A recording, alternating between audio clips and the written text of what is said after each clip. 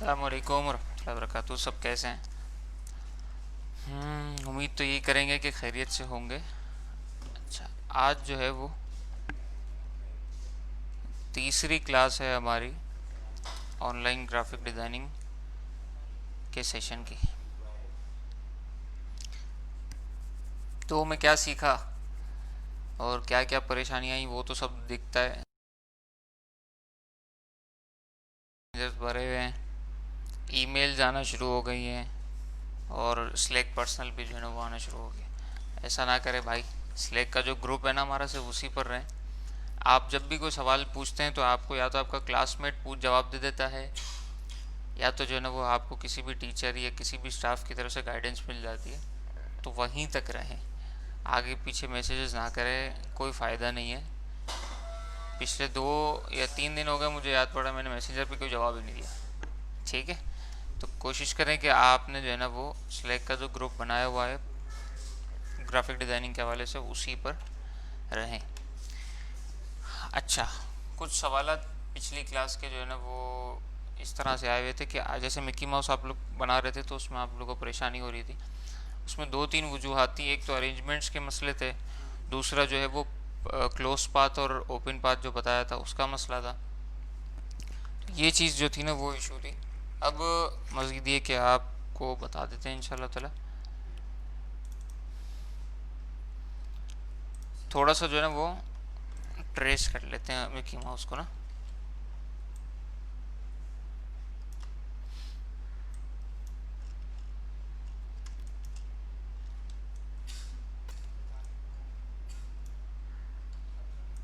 मज़ीद भी कोई सवालात हों पिछली क्लास के हवाले से तो पूछ लीजिएगा, आप लोग को बता देते हैं इंशाल्लाह। ठीक है, डिलीट और रेड एंकर पॉइंट टूल इसको भी देख लेते हैं इंशाल्लाह ताला।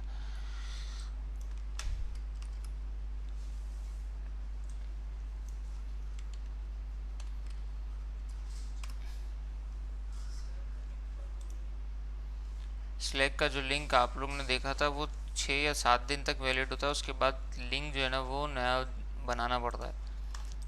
चला, नया लिंक जो है ना वो इंशाल्लाह ग्रुप पर अपलोड कर देंगे। इसकी कुछ ट्रेसिंग देख लेते हैं।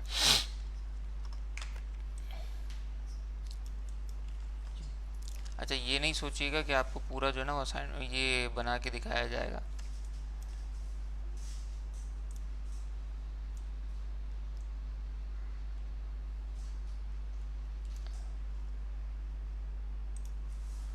हमारे पास वाइट कलर इशू कर रहा था, वाइट कलर को फिल को नन कर दिया है। उसके बाद जो है ना वो ट्रेसिंग कर रहे हैं। अब यहाँ पर देखें इस तरह का इश्यूज आ रहे हैं, तो हम क्या करेंगे, कंट्रोल दबाएंगे और इस टेंजेंट हैंडल को पकड़ के यहाँ से कम कर देंगे। इसके बाद की अपनी ड्राइंग जो है ना वो कंटिन्यू करेंगे। अब यहाँ पे टेंजेंट हैंडल की हाजत नहीं, क्योंकि अगर हम यहाँ पर लेंगे तो ये हमारे वे से आउट हो जाएगा। यहाँ पे हम टेंजेंट हैंडल को ब्रेक कर देंगे। अच्छा, आप लोग की आसानी के लिए एक और काम ये हुआ है कि जो भी की प्रेस हो रही है या जो भी कमांड प्रेस हो रही है वो लेफ़्ट बॉटम पे आपको दिख रही है, तो उसको भी आप देख सकते हैं।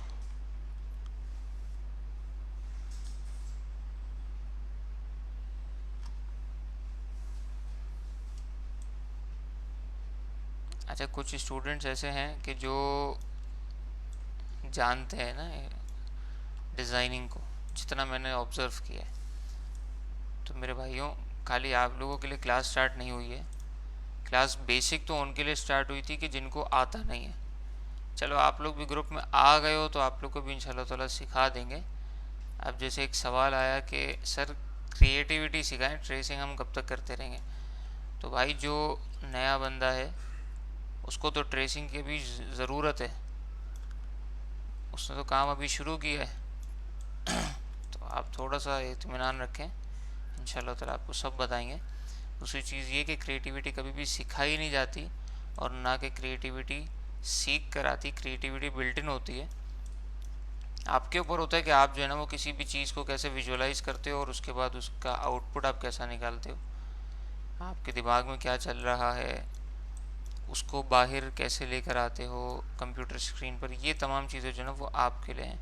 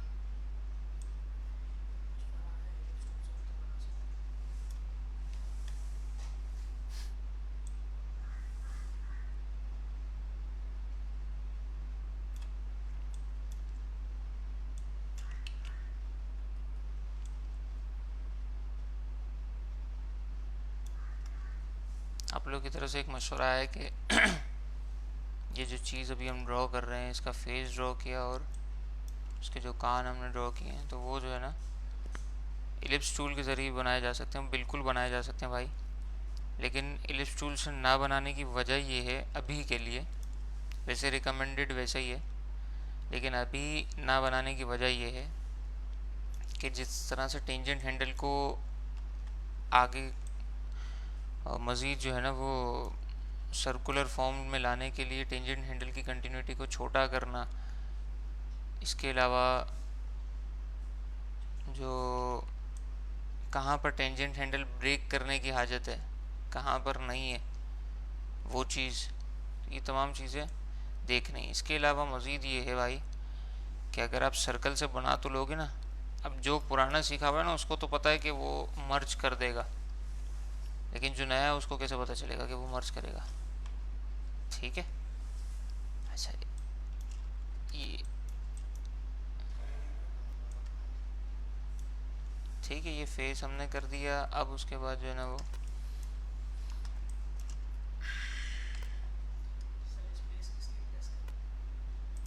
स्पेस इसके लिए ताकि हैंड टूल से ऊपर नीचे हो सके,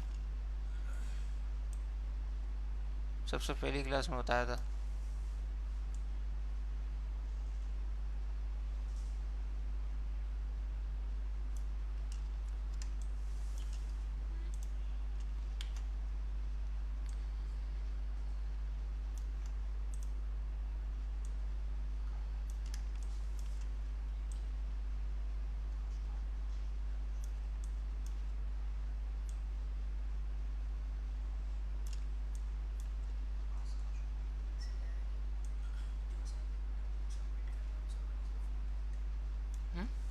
जो असाइनमेंट सबमिट करें,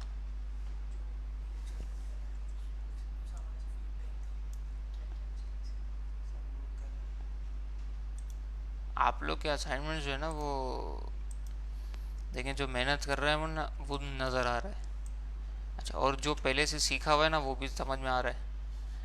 तो जो मेहनत कर रहे हैं ना उसके लिए तो बहुत अच्छा है कि वो अपनी मेहनत को इसी तरह जारी रखे। इम्प्रूवमेंट भी है, काम भी अच्छा हो रहा है। अच्छा, ये जो सवाल आता है ना कि सर वो असाइनमेंट के मार्क्स कब पता चलेंगे, मेरे भाइयों, असाइनमेंट्स के मार्क्स जो है ना वो बिल्कुल आखिर में आपको एक साथ पता चलेंगे आपके फाइनल प्रोजेक्ट के मार्क्स के साथ। सर एक्चुअली मैं भी डिज़ाइन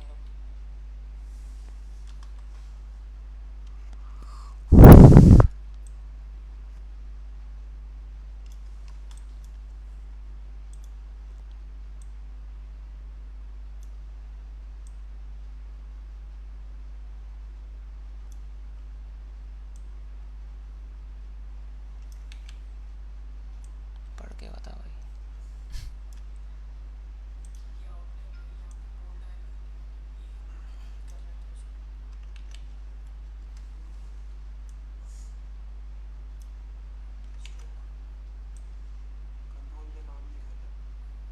कंट्रोल जो काम नहीं कर रहा उसकी वजह ये होगी कि आपका जो है ना वो कंट्रोल, हाँ, दो से ज़्यादा पॉइंट सेलेक्ट होंगे ये वजह है, या आपने गलती से दो ऑब्जेक्ट सेलेक्ट कर लिए होंगे ये वजह है, या कुछ कुछ के सिस्टम में जो है ना वो उर्दू लैंग्वेज भी इनेबल होती है, वो गलती से वो अगर इनेबल होगी ना तो भी नहीं काम करेगा।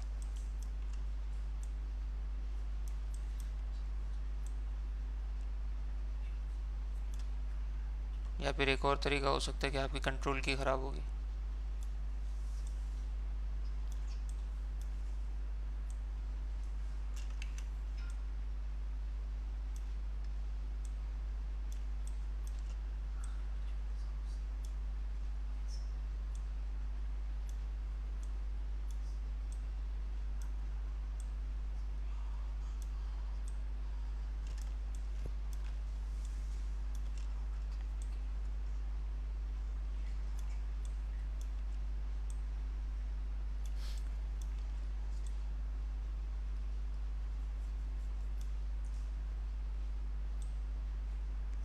अच्छा, अब देखें कुछ लोगों ने क्या किया, यहाँ पे क्लोज ओपन पाथ रहने दिया होता है। क्यों? क्योंकि जब आप इसके अंदर कलर फिल करेंगे तो क्योंकि जब भी आप इसके अंदर कलर फिल करेंगे ना तो यूँ बज़ाहिर फिल तो हो जाएगा, ठीक है, लेकिन ये जो हिस्सा चूँकि क्लोज नहीं हुआ है तो आपको कई जगह परेशानी करेगा। तो आप क्या करें कि सबसे पहले अपने जो स्ट्रोक है इसको कंप्लीट करें। अब यहाँ से स्ट्रोक कैसे कंटिन्यू करेंगे, आप इस पेन टूल को क्लिक करेंगे और यहाँ पर है ना स्लैश का निशान आ रहा है, इसका मकसद होता है कि कंटिन्यू अगर आपको करना है। देखिए यहाँ पर भी स्लैश का निशान आ रहा है क्योंकि ओपन पाथ जब भी होगा आपने अपने किसी भी पॉइंट को आगे लेकर कंटिन्यू करना होता है तो स्लैश का निशान देता है। यहाँ से क्लिक करके कंटिन्यू करें या यहाँ से क्लिक करके कंटिन्यू करें, बात एक ही है। क्लिक करके कंटिन्यू करें और उसके बाद आप यहाँ पर आकर इसको पाथ को क्लोज कर दें तो आपका काम इंशाल्लाह हो जाएगा।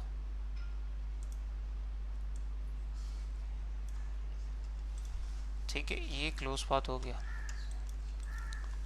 अभी इस वक्त सिर्फ ड्राइंग कर रहे हैं, उसकी सेटिंग इंशाल्लाह बाद में करते हैं।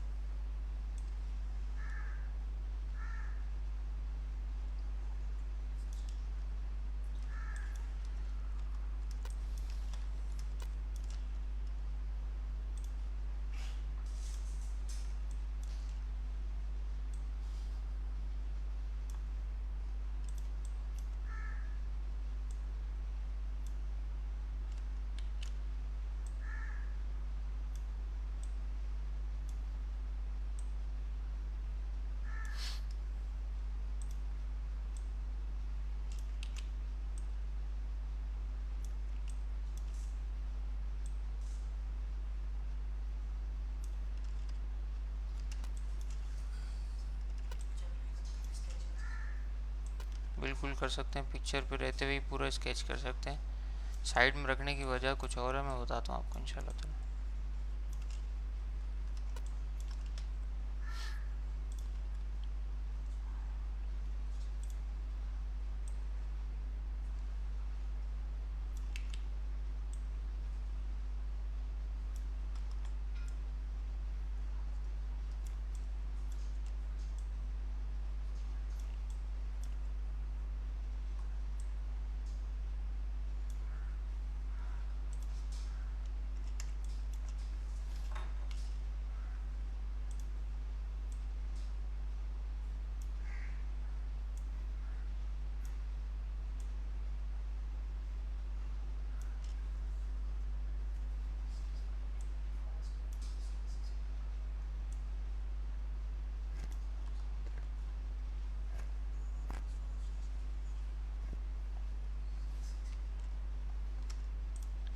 अच्छा, जो ये सवाल कर रहे हैं ना कि CS6 क्यों कर रहे हैं, CC 2020 कर लेते, तो मेरा मशवरा है कि सबसे पहली क्लास को जाके दोबारा सुन लें। मैंने क्यों बताया था कि मेरी तरफ से मना नहीं है, लेकिन जब कोई ऐसी चीज़ आएगी ना जहाँ क्रिएटिविटी की बात की जाएगी तो वहाँ आप अपनी क्रिएटिविटी को खुद ही लूज़ कर दोगे, क्योंकि उसमें कई ऑप्शन जो है ना वो इजी करके बताए गए।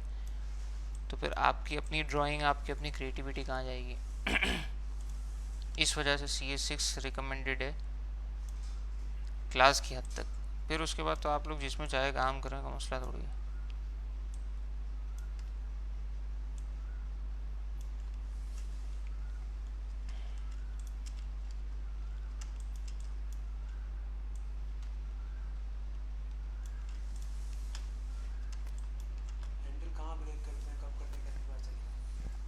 हैंडल कहाँ ब्रेक करते हैं, कब ब्रेक करते हैं, कैसे पता चलेगा, ये काम कर करके आ जाएगा इंशाल्लाह ताला। बस ये देख लें कि जब आपकी सर्कल, जो ये आपने कर्व बनाना है, कर्व बनाने के लिए कंटिन्यूटी आपको जब तंग करेगी वहाँ पर अब आपने कुछ करना है। अब या तो आपका काम वो टेंजेंट हैंडल ब्रेक करने से होगा, या तो फिर आपने उसकी टेंजेंट हैंडल को कुछ छोटा करना होगा। ये दो तीन तरीके हैं कि उसी वक्त आपको जज करना होगा कि अब मैंने करना क्या है।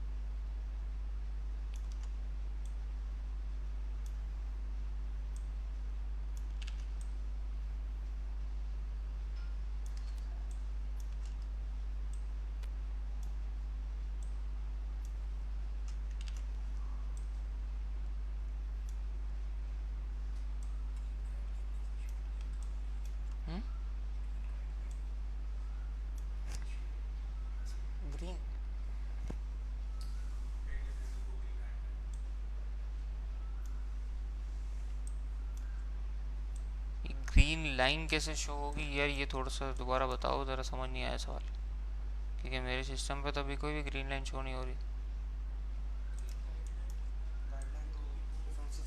अच्छा गाइडलाइन, गाइडलाइन तो आपको प्रेफरेंसेस में जाना पड़ेगा, ऊपर एडिट का ऑप्शन है, वहाँ से प्रेफरेंसेस में जाएंगे, वहाँ से आपने सेटिंग करनी पड़ेगी अपने गाइडलाइंस की।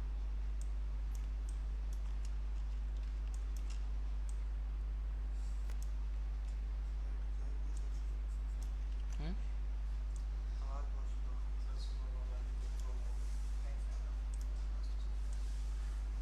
अच्छा आवाज़ जिस जिसको स्लो आ रही है ना, कोशिश करें कि वो हैंड्स फ्री का इस्तेमाल करें, इंशाल्लाह आवाज़ बेहतर हो जाएगी।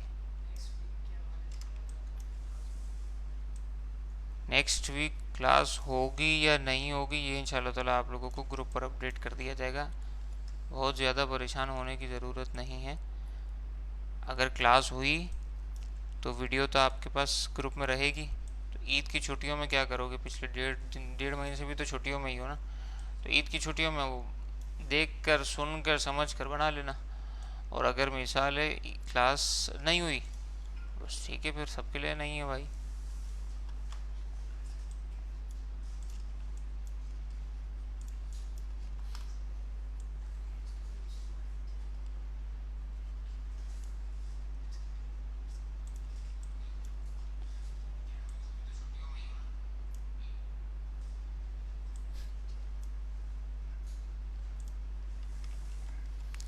अच्छा एक सवाल ये आया था बीच में कि जो है ना, ये स्ट्रोक आपके पास तो सर इतनी बोल्ड आ रही है, हमारे पास नहीं आ रही, तो ये कैसे होगी सेट, इसका भी बता देते हैं आपको।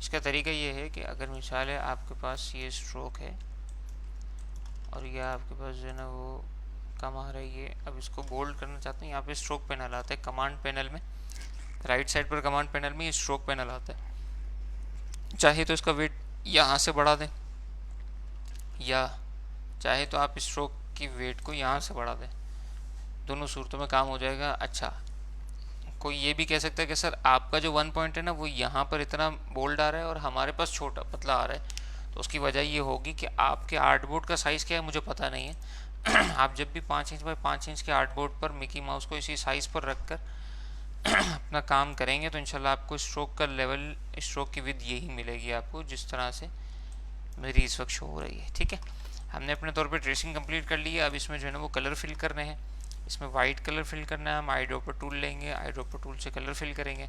इसी तरह से इसको लिया, आई ड्रॉपर टूल से कलर फिल किया, उसके बाद जो है वो आईज पर आते हैं, आई ड्रॉपर टूल से कलर फिल करेंगे, फिर दूसरी आई पर आकर आई ड्रॉपर टूल से कलर फिल करेंगे। ठीक है, इसके बाद इस पर आएंगे, आई ड्रॉपर टूल से कलर फिल करेंगे, फिर इस पर आएंगे आई ड्रॉपर टूल का, और उसके बाद इसको पकड़ के आई ड्रॉपर टूल से। ठीक है, ये हमने सबकी कलर फिल कर लिया है। अच्छा इसका रह गया, ओहो,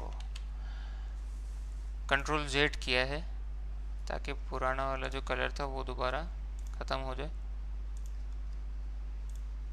ठीक है, इसको अच्छा फिर इसको पकड़ के आई ड्रॉपर टूल से कलर फिल कर लिया, और एट द एंड सबसे लास्ट में उसको पकड़ के आई ड्रॉपर टूल से कलर फिल कर दिया, तो हमारा ये मिकी माउस का जो हेड है वो तकरीबन रेडी हो गया।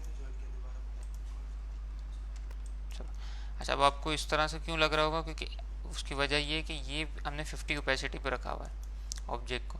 हम ऑब्जेक्ट को अनलॉक करते हैं, इसकी ओपेसिटी 100 कर देते हैं, तो ऐसा शो हो रहा है। इसी तरह से अब हम इसको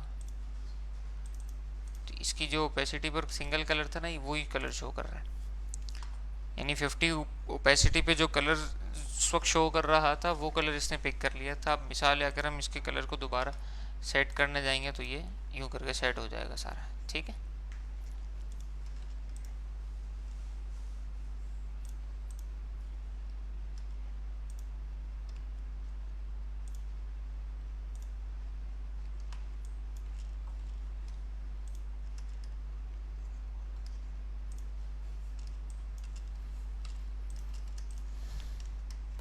सही है, ये आपका हो गया। अच्छा, अब एक सवाल ये दोबारा आया है कि आपने स्ट्रोक को ज्वाइन कैसे किया था। तो भाई ज्वाइन यहाँ पर हम फंसे थे,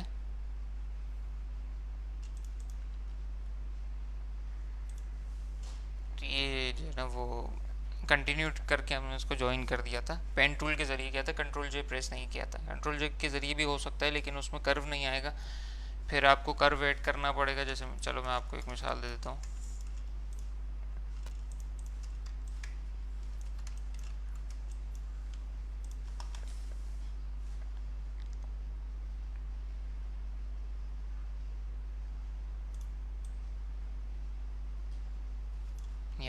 यहाँ से ना एक काम करते हैं, डायरेक्ट सिलेक्शन टूल से हम सवाल आ रहा है भाई। मैं केयू से डिप्लोमा मतलब वो कर रही हूँ, ग्रेजुएट से वीडियो स्टडीज़ में। तो डिग्री मैटर करती है या फिर ये है कि मैं सिर्फ डिप्लोमा बहुत है मेरे लिए जो अभी कर रहा हूँ। मैं वही बता रहा हूँ। सवाल कर लिया। अच्छा, अब मिसाल है यहाँ पर जो है ना वो हमें अपना कंप्लीट करना है बॉक्स। स्टैश कैसे करते हैं?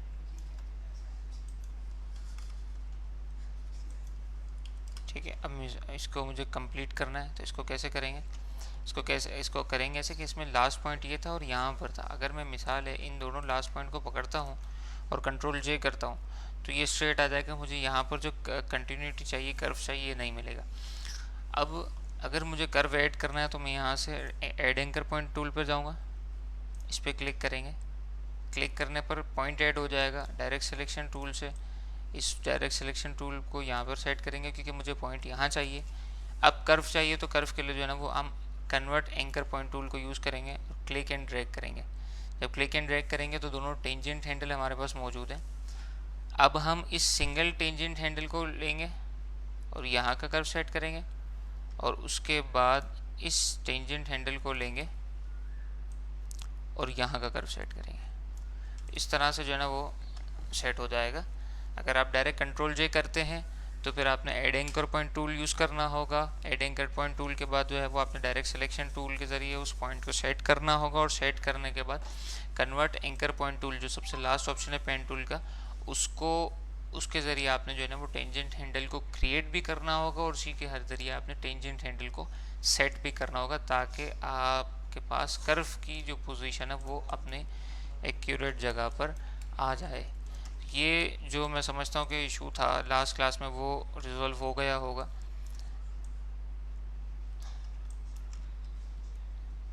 मज़ीद कोई सवाल। देखिए, विद टूल के लिए तो आप लोग पुरानी क्लास को दोबारा देख लें, इंशाल्लाह ताला सेट हो जाएगा। अगर आपको फिर भी नहीं समझ में आ रहा तो एक छोटा सा ब्रीफ दे देते हैं कि ये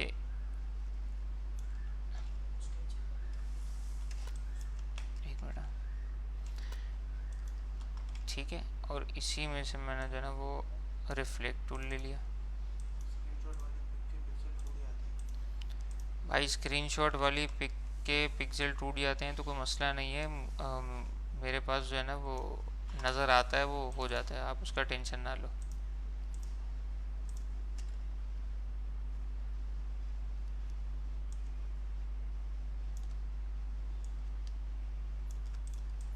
ठीक है, ये दोनों हैं। इन दोनों में से हमने डायरेक्ट सिलेक्शन टूल के ज़रिए दोनों पॉइंट को पकड़ा है, कंट्रोल जे प्रेस करके इनको कनेक्ट कर दिया है। शिफ्ट डब्ल्यू से आता है विड टूल। ये विड टूल से जो है ना वो हमने सेंटर की विड्थ को बढ़ाया है और कॉर्नर की विड्थ को बिल्कुल पॉइंटेड कर दिया है।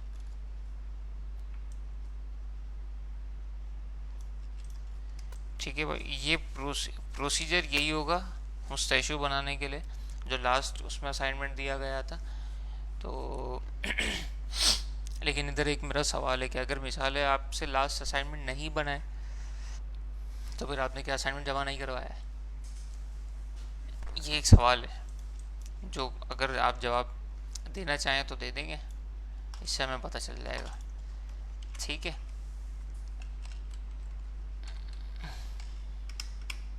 अच्छा, आज हमने क्या पढ़ाना है उस पर देख लेते हैं। आज हम थोड़ा सा कलर को टच करेंगे कि कलर होता क्या है, कलर में क्या क्या सेटिंग होती है, कलर किस तरह के होते हैं, क्या क्या मोड्स होते हैं, ये कुछ हम थोड़ा सा जो है ना इंशाल्लाह ताला इसको पढ़ लेंगे। ठीक है, एक होता है RGB मोड, एक होता है CMY के मोड, एक होता है ग्रे स्केल। ठीक है,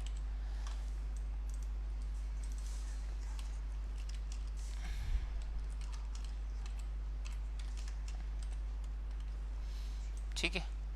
RGB मोड वो होता है, जब सबसे स्टार्टिंग में बताया था कि जो ऑन मॉनिटर या ऑन स्क्रीन मोड होता है, जो जो चीज़ स्क्रीन पे रहेगी वो आपको इसके ज़रिए काम करना है।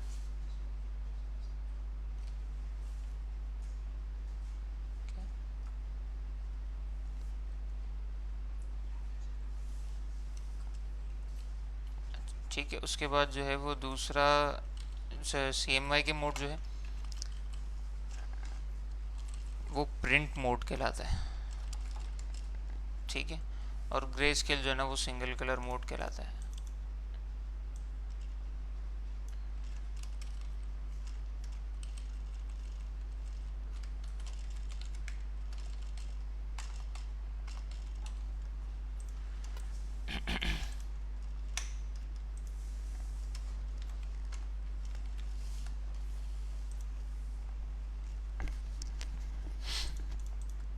अच्छा, कलर इधर खोलते हैं, ये सब दिख रहा होता है। कलर यहाँ भी खोलते हैं, यहाँ भी कुछ दिख रहा होता है। यहाँ भी कुछ कलर आ रहे होते हैं, यहाँ भी कुछ कलर आ रहे होते हैं। तो इतने सारे कलर के पैलेट हैं, उसकी कोई ना कोई तो वजह होगी। ठीक है, सबसे पहले तो यहाँ से शुरू करते हैं। ये फिल कलर कहलाता है और ये स्ट्रोक कलर कहलाता है। ठीक है, अच्छा अब कोई एक चीज़ को एक्टिव करना नहीं, यानी कि अगर मिसाल है हम डायरेक्ट, हमारे पास जो है वो एक बॉक्स है और एक ये बॉक्स है।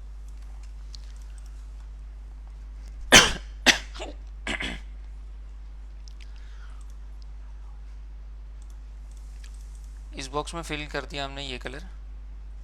एक काम करते हैं, ये कलर फिल कर देते हैं। ठीक है, अब इसके अंदर हमने करना है, लेकिन स्ट्रोक में करना है, तो हम एक्सप्रेस करेंगे, स्ट्रोक एक्टिव हो जाएगा और यहाँ से हम कलर को फिल कर लेंगे।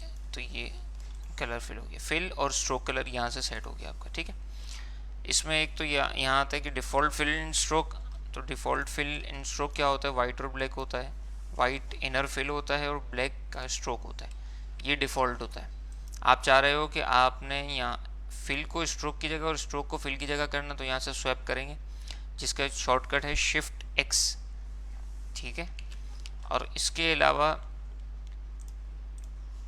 ये आपका कलर। अब आपने कलर सेलेक्ट करना है, तो आपके पास बहुत सारे तरीके हैं। एक तो ये तरीका है कि आप डबल क्लिक करेंगे, ये जो कलर आ जाता है ना, इसको कलर गैम्यूट कहा जाता है। कलर गैम्यूट कहा जाता है, और इसके अंदर बहुत सारे कलर होते हैं। अब जैसे मिसाल है, आपने किसी भी एक कलर की रेंज को लिया, यहाँ पर सारे कलर, उस कलर की रेंज में जितने भी कलर आ रहे हैं वो सब इधर शो कर जाएंगे। इसी तरह से ग्रीन कलर, सयान colour, yellow colour, orange, red, ये सारे आपको इधर ही मिलेंगे। ब्राउन आपको चाहिए तो आप इस तरफ आओगे, ये ब्राउन कलर आ जाएगा। तो आपको जो भी कलर चाहिए, स्काई ब्लू आपको कलर चाहिए तो यहाँ से मिल जाएगा। आपको जो भी कलर चाहिए वो आपने इधर से ही कलर्स को सेलेक्ट करना है, और यहाँ पर कलर गैम्यूट में आके उस कलर पे जैसे ही आप क्लिक करेंगे तो वो कलर सेलेक्ट हो जाएगा। ओके करेंगे तो वो कलर फिल हो जाएगा। ठीक है, अच्छा, इसको कलर गैम्यूट कहते हैं, इस एरिया को। अच्छा, ये भी कलर के लिए होता है, इसका भी कलर, ये रहा कलर गैम्यूट हमारा खुल जाता है। ठीक है,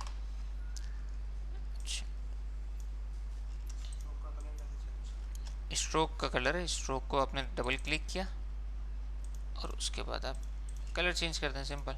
ठीक है, अच्छा, अब एक चीज़ होती है ग्रेडियंट। ग्रेडियंट क्या होती है, आपने देखा होगा, एक कलर से चल रहा है दूसरे कलर में जाकर ख़त्म होता है, उसको कहते हैं ग्रेडियंट। यहाँ पर ग्रेडियंट आता है, ग्रेडियंट टूल, और यहाँ कमांड पैनल के अंदर ग्रेडियंट की पूरी प्रॉपर्टी आ रही है। ठीक है, हमारा चूँकि स्ट्रोक सेलेक्ट है तो इसने ग्रेडियंट जो है वो डाला है स्ट्रोक पर। थोड़ा सा नोट करेंगे ना, तो यहाँ पर वाइट है और इस तरफ चलते हैं तो ब्लैक है। हमें स्ट्रोक में नहीं जाना, सपोज हमने फिल कलर में जाना है। हमने सेलेक्ट किया ऑब्जेक्ट को सेलेक्ट करने के बाद ग्रेडियंट टूल पर जैसे ग्रेडियंट पैलेट पर क्लिक करेंगे ये कलर सेलेक्ट कर देगा। अब हमने क्या करना है, अब हमने ये करना है कि इस पर डबल क्लिक करेंगे, यहाँ से CMY के मोड सेलेक्ट करके और कलर फिल कर लेंगे।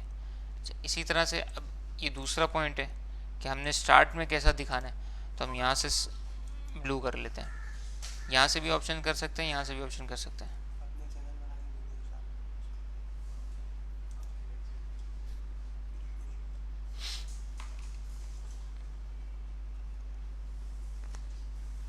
ठीक है। अच्छा, अब मिसाल है आप कहते हैं इसमें बीच में कोई दूसरा कलर ऐड करना, तो यहाँ पर आप क्लिक करेंगे, आपके पास एक पॉइंट ऐड हो जाएगा। इस पर डबल क्लिक करेंगे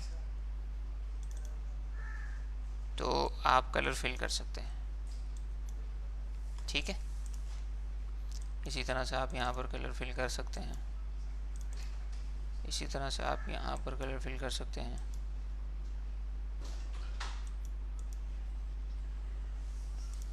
ठीक है, एक यहाँ पर कलर फिल कर सकते हैं।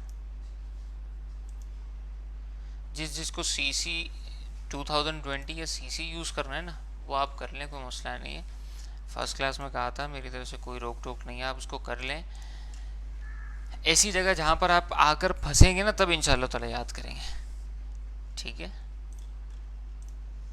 मैंने खाली यही अर्ज की थी कि CS6 में सीख लें, CC में बेशक इम्प्लीमेंट कीजिएगा, कोई मसला नहीं है, लेकिन आप एक काम करें CC में ही सीखें, आपको मज़ा आएगा।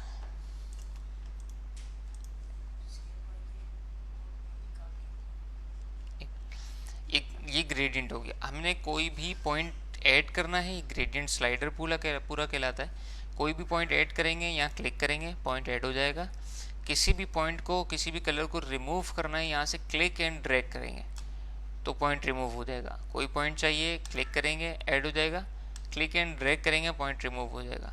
कोई पॉइंट चाहिए, क्लिक करेंगे, क्लिक एंड ड्रैग करेंगे, पॉइंट रिमूव हो जाएगा। ठीक है, अब इस पॉइंट के साथ हम क्या कर सकते हैं, इस पॉइंट के साथ हम ये कर सकते हैं कि इस पॉइंट की सिर्फ सिंगल, इस पॉइंट की ओपेसिटी को हम कम कर सकते हैं। हम इस पॉइंट की ओपेसिटी में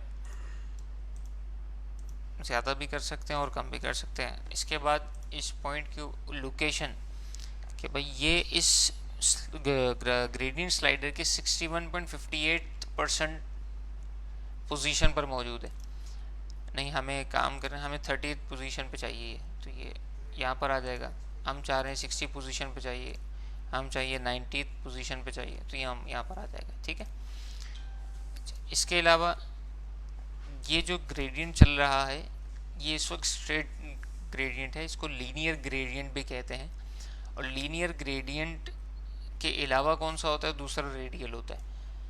इस पूरे को अगर आप सोच रहे हैं कि मैं इस ब्लू कलर को ग्रीन पे ले आऊँ, ग्रीन वाले को ब्लू पे ले जाऊँ, इसको यहाँ ले आऊँ, इसको यहाँ ले आऊँ, तो आपने पूरे को उठाकर और एक एक करके यूँ ले जाने की ज़रूरत नहीं है। आपने यहाँ से सिर्फ रिवर्स ग्रेडियंट करेंगे तो पूरा स्लाइडर जो है ना वो उठकर चेंज हो जाएगा। ठीक है, अच्छा, अब अगर आप एक और चीज़ ये कि आप चाह रहे हैं कि आप इसको किसी एंगल पर रोटेट करें, तो इस तरह से भी हो सकता है। 45 डिग्री पर, 90 डिग्री पर, 120 पर, 38 पर, तो ये सारे जो है ना वो आप इस तरह से भी एंगल को सेट कर सकते हैं। ये लीनियर ग्रेडियंट था। हम रेडियल पर बात करेंगे तो रेडियल इस तरह से हो जाएगा। रेडियल उमूमी तौर पे जो है ना वो सर्कल में ज़्यादा बेहतर समझ आएगा, सर्कल ड्रॉ करते हैं या रेडियल आ गया। अगर मिसाल है हमारे पास सर्कल सिर्फ सॉलिड ब्लू कलर का है और हमें ये ग्रेडियंट चाहिए, तो वही सिंपल आई ड्रॉपर टूल को क्लिक करेंगे, ऑब्जेक्ट सेलेक्ट है, आई ड्रॉपर टूल सेलेक्ट किया, क्लिक करेंगे, ये यहाँ पर कलर फिल कर देगा। ठीक है, इसी तरह से आपको अगर रिवर्स करना है ग्रेडियंट, इसमें भी कर सकते हैं, कोई इशू नहीं है। परसेंटेज आप इसमें, ये एंगल तो इसमें बहुत ज़्यादा चेंज नहीं होगा क्योंकि उसका रेडियस ही चल रहा है, लेकिन यहाँ से आप जो है ना इसकी परसेंटेज को सेट कर सकते हैं कि किस तरह से आपको सर्कल चाहिए, पूरा सर्कल चाहिए या थोड़ा सा चिपटा हुआ सर्कल चाहिए, किस तरह का ये हो सकता है। ये 20%, 30% ये चल सकता है।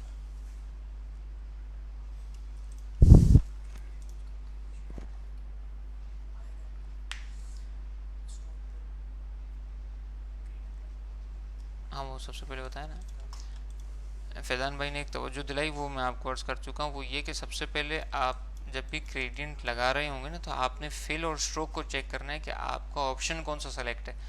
अगर आपने फिल में ग्रेडियंट लगाना है तो आपने फिल को ही सेलेक्ट करना होगा, और अब आप ग्रेडियंट अप्लाई करेंगे। और अगर आप चाह रहे हैं कि स्ट्रोक में लगाना है तो आप स्ट्रोक को सेलेक्ट करेंगे और फिर ग्रेडियंट अप्लाई करेंगे।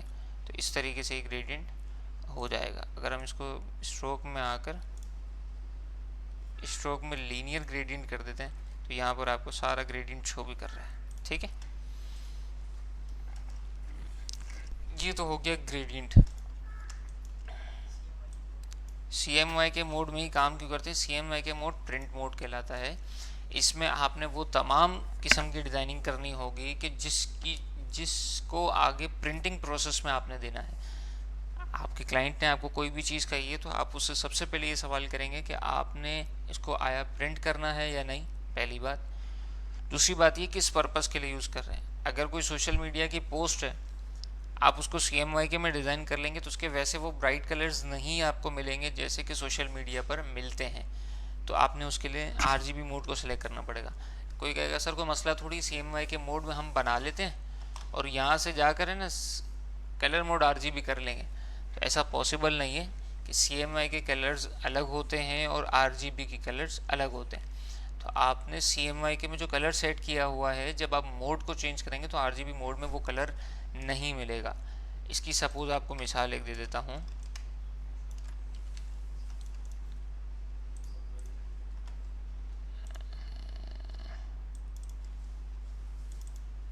इसका हमने कलर फिल कर दिया ये, ठीक है।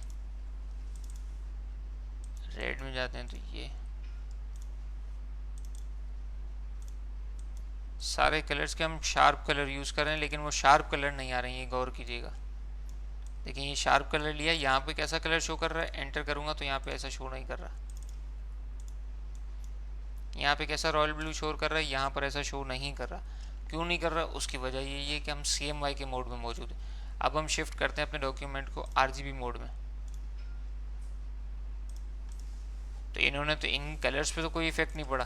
अब हम इसी कलर्स को वापस उन्हीं कलर्स पे सेट करते हैं।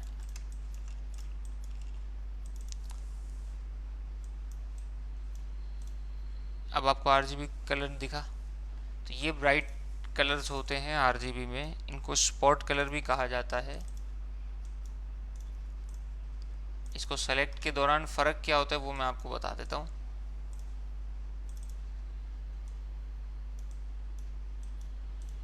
सारे ब्राइट कलर आपके पास आ चुके हैं, ठीक है। अब जब भी आप कलर सेलेक्ट करते हैं, कोई भी आप कलर सेलेक्ट करेंगे ना, तो ये इस तरीके से दो चीज़ें आपको दिखेंगी। ये बेसिकली होता क्या है, ये ऊपर वाला जो है ना, ये जो आपको एक्सक्लेमेशन मार्क दे रहा है, ये बता रहा है कि CMYK मोड के अंदर आपको कलर शेड ये मिलेगा अगर आप ये सेलेक्ट करते हैं। और अगर आप RGB मोड में हैं तो आपको फिर ये वाला कलर मोड मिल जाएगा। इन्होंने क्या लिखा हुआ, इन वेब कलर और इन गैम्यूट कलर। तो वेब कलर्स वो होते हैं कि जो RGB कलर्स हो गए, और गैम्यूट कलर्स वो होते हैं कि जो प्रिंटिंग कलर्स यानी कि CMYK कलर्स हो गए। जब भी आप कोई ब्राइट कलर या कोई ऐसा कलर यूज़ करते हैं, अब इसमें आपको नहीं देगा वो। क्यों? क्योंकि वो वाला कलर तो आता ही सिर्फ RGB मोड में। CMYK मोड में जो कलर मौजूद है वो आपको दिखा रहा है।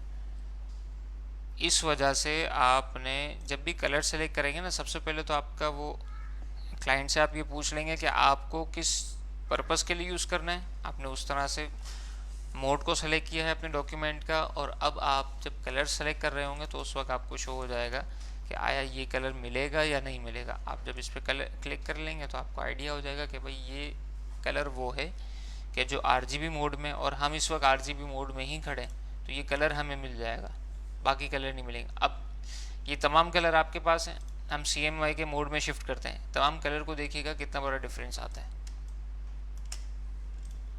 RGB मोड से जब भी हम CMYK कलर मोड में आएंगे तो देखिए कलर डल पड़ जाता है। क्यों?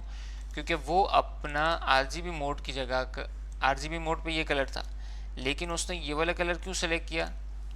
क्योंकि नियरेस्ट ये वाला कलर ऐसा था कि जो प्रिंट मोड में आता है, CMYK मोड में आता है, इस वजह से इसने ये वाला कलर सेलेक्ट कर लिया। CMYK के मोड के अंदर 65,565 कलर्स होते हैं और RGB मोड के अंदर मोर देन 16 मिलियन कलर्स होते हैं। सर ये आपने क्या बता दिया, आज तक तो हमने वो पढ़ा था, वो 24 कलर पेंसिल आती है, 48 कलर पेंसिल आती है, बस इसके अलावा तो कलर ही नहीं आते। तो भाई कलर अब आपको पता चलेगा जब आप कलर के म्यूट में आओगे, आपके पास बहुत सारे कलर्स मौजूद हैं। ये एक कलर का ऑप्शन इतना है, दूसरे में आओगे तो फिर और आपको और सारे कलर मिल रहे हैं, इसमें आओगे तो और सारे कलर मिल रहे हैं। तो CMYK के मोड के अंदर 65,565 कलर्स होते हैं और RGB मोड के अंदर मोर देन 16 मिलियन कलर्स होते हैं। ठीक है, अब हम चलते हैं ग्रे स्केल मोड की तरफ। ग्रे स्केल मोड में अगर हम कोई भी चीज़ को ग्रे स्केल पर चेंज करते हैं तो क्या होगा, यहाँ से हम जो है ना वो कन्वर्ट टू ग्रे स्केल अगर करते हैं तो वो ऑब्जेक्ट ब्लैक एंड वाइट हो जाएगा, बस ग्रे स्केल इसको कहते हैं, जिसको सिंगल कलर मोड भी कहा जाता है। ठीक है, पूरा डॉक्यूमेंट इलस्ट्रेटर के अंदर ग्रे स्केल मोड में नहीं होता, फोटोशॉप में होता है। जब हम फोटोशॉप पढ़ेंगे तो वहाँ समझा देंगे आपको इंशाअल्लाह। ठीक है, इसके मुतालिक कोई सवाल है क्या?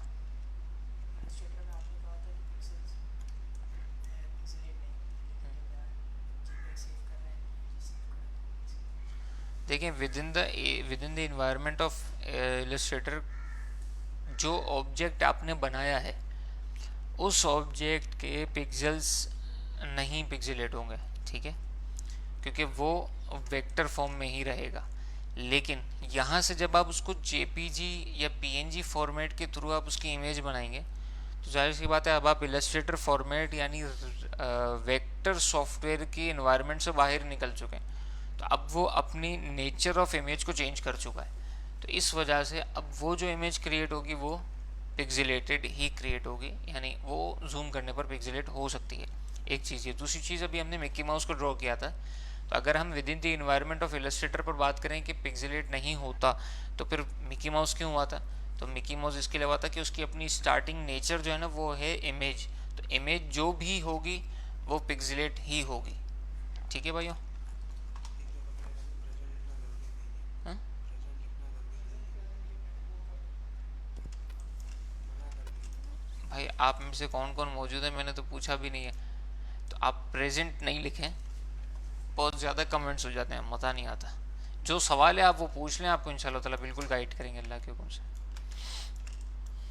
अच्छा, एक ही डॉक्यूमेंट में हम ग्रे स्केल, आरजीबी और सीएमआई के ऑब्जेक्ट्स रख सकते हैं?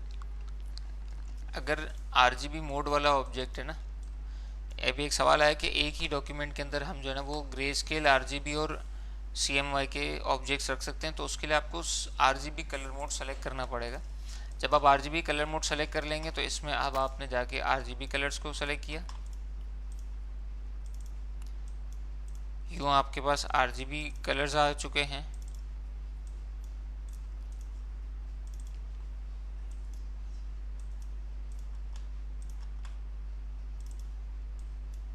ठीक है, ये आपके पास RGB कलर्स आ चुके हैं, ये CMY के कलर्स हैं और ये ग्रे स्केल के कलर हैं। अगर आपने RGB मोड सेलेक्ट किया हुआ है तो आप उसके अंदर तीनों इमेजेस को यूज़ कर सकते हैं, तीनों कलर्स मोड को यूज़ कर सकते हैं। लेकिन CMY के मोड में आप सिर्फ दो कलर मोड को यूज़ कर सकेंगे, CMY के और ग्रे स्केल। ठीक है देखिए ग्रे स्केल है ना, ग्रे स्केल में से बाकी सारे कलर्स भी ख़त्म हो गए, लेकिन CMY के कलर में जो है ना वो आप RGB मोड आ रहा है, तो ये RGB में तीन कलर मोड शो कर रहे हैं। अगर मैं CMY के पर आता हूँ तो CMY के में चार मोड कलर मोड शो करेंगे। CMY के और RGB है क्या, इसको बता देते हैं। RGB होता है रेड, ग्रीन और ब्लू। कस्टमर से आ रहा है, सॉफ्ट कॉपी में भी सेम कलर मोड है और प्रिंट में भी सेम कलर मोड। अगर कस्टमर चाह रहा है कि सॉफ्ट कॉपी में भी सेम कलर दें और प्रिंट में भी सेम कलर दें, तो इसमें एक ही सूरत है, वो ये कि आप CMY के मोड को यूज़ करें।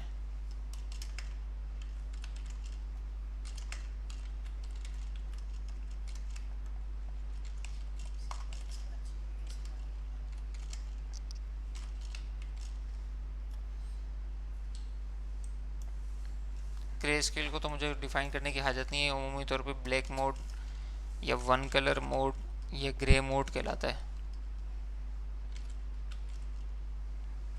इस तरह से दो ये रेफरेंस आता है। CMRGB हो गया रेड ग्रीन ब्लू कलर। इसको देख लेते हैं RGB को, रेड ग्रीन ब्लू कलर को देखें, रेड ग्रीन और ब्लू कलर, ठीक है। RGB रेड ग्रीन ब्लू हो गया। CMYK में 4 कलर मोड होते हैं, सयान मर्जेंडा येलो ब्लैक। सयान में बिल्कुल सयान चलेगा, सिर्फ मर्जेंडा, ठीक है, येलो और ब्लैक। RGB में जो है ना वो सिर्फ रेड ग्रीन और ब्लू, ठीक है। ये आपके पास हो गए कलर्स हो गया है, ग्रेडियंट। ये दो चीज़ें हम आज की क्लास में अभी तक पढ़ चुके हैं।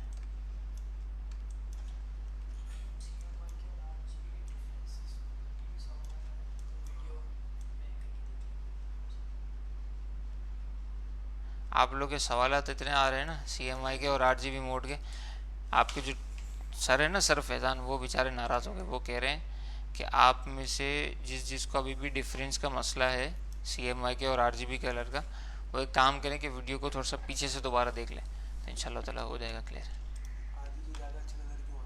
RGB कलर ज़्यादा अच्छे नज़र इसके लिए आ रहे हैं कि उसमें शार्प कलर्स यूज़ होते हैं, और प्रिंटिंग के लिए जो है ना वो एक मखसूस क्वांटिटी है कलर्स की, बस वो ही कलर्स प्रिंट होंगे, इस वजह से वो ऐसे आपको दिख रहे हैं। इलस्ट्रेशन पिक्सेलेट नहीं हो रही है, देखो ये मिक्की माउस मैंने बनाई है, इलस्ट्रेशन पिक्सेलेट नहीं हो रही।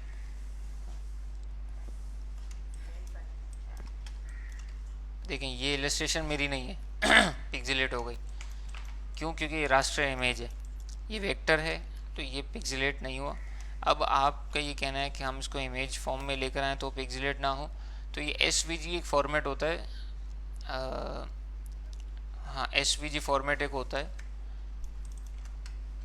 SVG format. ये जो है ना इसमें अगर आप एक्सपोर्ट करेंगे तो पिक्सेलेट उमूमी तौर पर नहीं होता, लेकिन इसकी भी एक लास्ट पॉइंट है, बस उसके बाद जाके ये भी कर लेगा।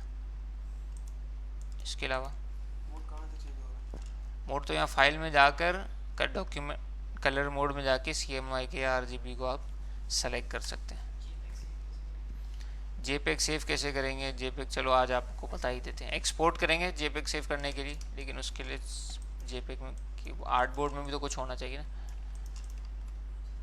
यहाँ से एक्सपोर्ट करेंगे, एक्सपोर्ट करने के बाद यहाँ से आपके पास AutoCAD की फ़ाइल बना सकते हैं, इमेज बना सकते हैं, इनहेंस मेटा फाइल बना सकते हैं, फ्लैश की फ़ाइल बना सकते हैं, JPG फाइल बना सकते हैं, बहुत सारी फाइल्स बना सकते हैं।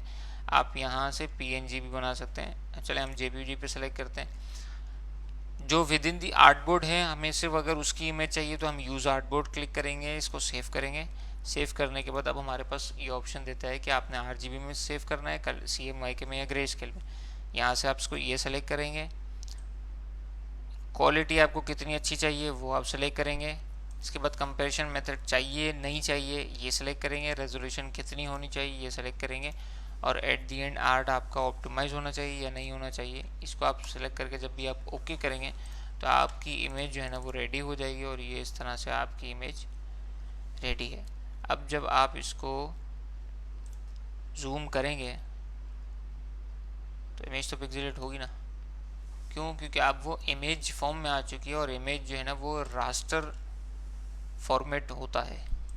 ठीक है, अच्छा इसको अगर मिसाल है मैं यहाँ से जाकर और सेव एज करता हूँ, सेव एज इलस्ट्रेटर में कर सकते हैं, PDF फॉर्म में कर सकते हैं, इलस्ट्रेटर EPS में कर सकते हैं, टेम्पलेट में कर सकते हैं। ये रहा SVG फॉर्मेट जो मैं अर्ज कर रहा था। SVG फॉर्मेट में अगर हम करते हैं तो यहाँ से सेव हो जाएगी। सेव होने के बाद ये आपसे बहुत सारे ऑप्शंस पूछेगा, इसमें से जो आपके क्लाइंट की रिक्वायरमेंट है आप उस हिसाब से उसको सेव करेंगे। यहाँ टाइप में SVG करेंगे। उसके बाद आपने जो है वो इमेज को लोकेशन को एम्बेड करना है या लिंक करना है, ये तमाम चीज़ें जो है ना वो आपको आप बताएगा। ये बेसिकली SVG इमेज क्यों बनाई जाती है? SVG इमेज उसके लिए बनाई जाती है कि जिसको अपनी वेब पे कोई इमेज लगानी हो वाया लिंक एक चीज़, या डायरेक्ट इमेज लगानी हो लेकिन अच्छी क्वालिटी पर, तो एसवीजी फॉर्मेट की इमेज को सेव किया जाएगा और सेव करने के बाद ये इमेज ऐसी बन जाती है। क्यों? क्योंकि ये नेट पे चलना होती है। अब अगर हम इसको with in the Microsoft Google Chrome खोलते हैं तो ये बिल्कुल ऐसी शो करेगी। ठीक है, ये एसवीजी इमेज है। देखें, ये एसवीजी इमेज है। ये उम्मीद तौर पे अपनी जो इसकी मैक्सिमम लेवल है ना, वो उस वक्त तक आकर पिक्सेलेट नहीं होती। क्यों? क्योंकि ये अपनी जगह पर मौजूद है। ये होती इमेज ही है। फिर अर्ज करता चलूँ, एसवीजी भी एज एन इमेज ही होती है, लेकिन वो वेक्टर सॉफ्टवेयर के कंपेटेबल पर आती है। ठीक है, ग्रे स्केल का यूज़ आप उस वक्त करेंगे जब आपको किसी भी सिंगल कलर का डॉक्यूमेंट चाहिए होगा। अमूमी तौर पे होता ये है कि न्यूज़पेपर के अंदर आप कई पेजेस देखेंगे जो सिर्फ सिंगल होते हैं, उसमें कोई ऐड नहीं होती है, तो वो ग्रे स्केल पर रेडी होता है। ब्रोशर्स जो अमूमी तौर पे सिंगल कलर के रेडी किए जाते हैं वो सिंगल कलर पर होते हैं। तो इस तरीके से जो है ना, वो कई चीज़ें ऐसी हैं कि जो सिंगल कलर मोड पर यूज़ हो सकती है। ठीक है, चलें अब हम आते हैं मज़ीद आगे।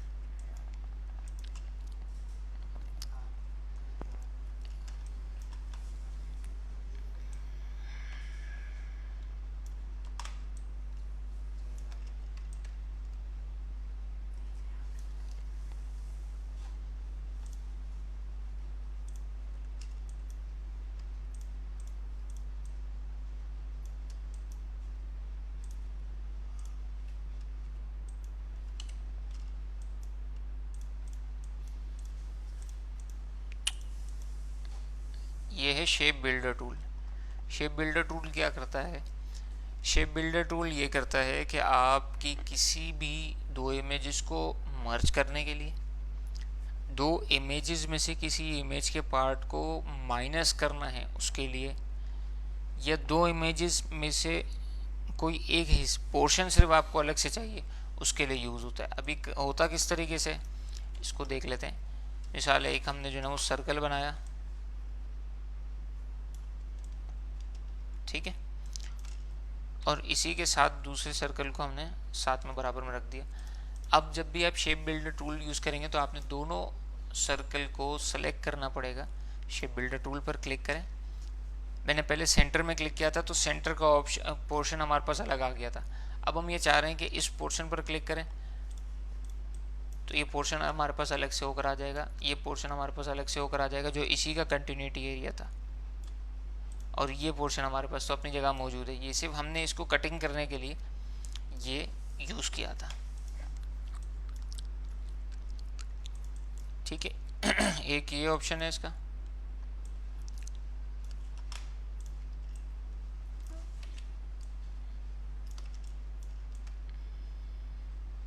दूसरा ये कि इन दोनों को सेलेक्ट कर लें और सेलेक्ट करने के बाद शेप बिल्डर टूल से इस पर क्लिक एंड ड्रैग करते जाएं तीनों को, तो ये तीनों को एक मर्ज फाइल बना लेगा,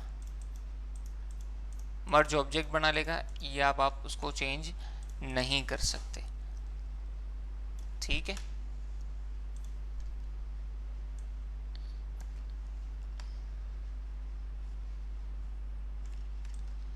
इसी की हमने एक कॉपी ली। कॉपी लेने के बाद दोनों को सेलेक्ट किया है शेप बिल्डर टूल के ज़रिए, शेप बिल्डर टूल से कलेक्ट करके, और इसको ये हमने इसको अलग कर दिया। बाहर से भी क्लिक करके आप ड्रैग करेंगे ना तो भी ये इसको यहाँ से अलग कर देगा। शेप बिल्डर टूल के साथ ही जो दूसरा एक और ऑप्शन है ना वो होता है पाथ फाइंडर टूल। इन दोनों का तकरीबन काम इन दोनों का तकरीबन काम सेम होता है। पाथ फाइंडर टूल करता क्या है? अच्छा, आपके पास अगर कमांड पैनल में कोई भी ऑप्शन नहीं आ रहा है तो आप यहाँ विंडो में जाके उसको क्लिक करके और वो पैलेट को ले सकते हैं। पाथ फाइंडर अब आपके पास करता क्या? पाथ फाइंडर भी आपके पास सेम सारा काम करेगा। देखिए, दो इमेज हमने ली, दोनों को पकड़ लिया और यहाँ से ये कह रहा है यूनाइट कर दें, ये दोनों सिंगल ऑब्जेक्ट हो गया।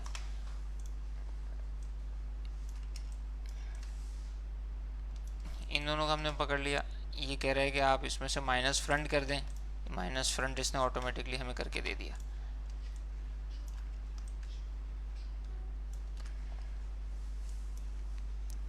यहाँ से तीनों को अलग अलग कर देंगे इंटरसेक्ट के ज़रिए, तो ये दोनों साइडें अलग हो जाएंगी, सेंटर का जो पोर्शन है वो आपके पास अलग से मिल जाएगा। एक्सक्लूड कर देंगे तो सेंटर वाला जो ऑप्शन था वो आपके पास जा चुका है, और ये दो आपके पास एज एन सिंगल इमेज मर्ज हो चुके हैं। इस पर क्लिक करेंगे तो ये डिवाइड कर देगा। डिवाइड कैसे करेगा, इसको अलग कर देगा, इसको अलग कर देगा, ये वैसे भी अलग ही थे। ये उस सूरत में होगा जब दो आपस में मिल रहे होंगे। अब इन दोनों को पकड़ के हम जो है ना वो ट्रिम कर सकते हैं। ट्रिम में क्या होगा, ट्रिम में दोनों को मर्ज किया है और एक को हम अलग से करेंगे तो ऐसा हो जाएगा।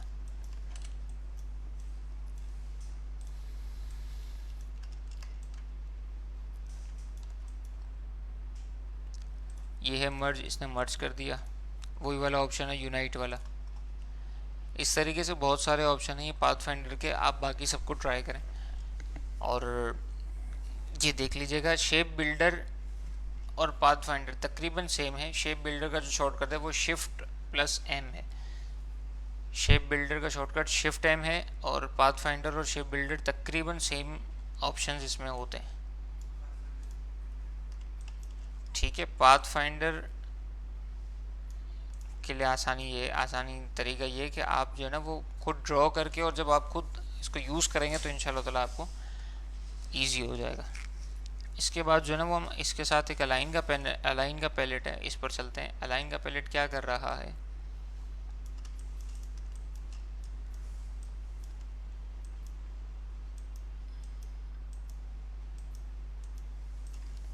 अलाइनमेंट का पैनल में ये होता है कि अगर आपने तमाम को हॉरिजॉन्टली लेफ्ट अलाइन करना है, सेंटर अलाइन करना है, राइट अलाइन करना है, वर्टिकली टॉप करना है, सेंटर करना है या बॉटम करना है, एक एक करके हम इसको कर लेते हैं। लेफ़्ट करेंगे तो सब एक तरफ लेफ़्ट साइड पर आ जाएंगे।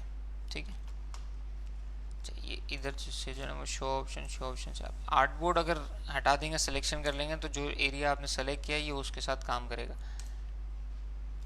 जो आपने एरिया सेलेक्ट किया था वहाँ के सब में लेफ़्ट चला गया, सबके सेंटर में आ गया, सबके राइट पर आ गया। इसी तरह सबके टॉप पर आ गया, सबके सेंटर में आ गया और सबके बॉटम पर आ गया। ठीक है, ये अलाइनमेंट टूल है। अच्छा, अगर मिसाल है आपको डिस्ट्रीब्यूट करना है कि किसी के दरमियान स्पेसिंग ज़्यादा है और किसी के दरमियान स्पेसिंग कम है, तो आप कैसे करेंगे उसको, वो ऐसे करेंगे। इसके नीचे डिस्ट्रीब्यूट ऑब्जेक्ट आ रहा है, यहाँ टॉप से वर्टिकली डिस्ट्रीब्यूट करना है कि ऊपर से लेकर और नीचे तक, यानी सबसे टॉप और सबसे बॉटम, इन दोनों के दरमियान में जितने भी ऑब्जेक्ट्स हैं वो इजीली अपने हिसाब से अलाइन हो, तो ऐसे होंगे। अगर हम इसको टॉप वाले को ऊपर और बॉटम वाले को नीचे कर दें और अब इसको सेलेक्ट करके करेंगे तो ये उस हिसाब से डिफरेंस करेगा।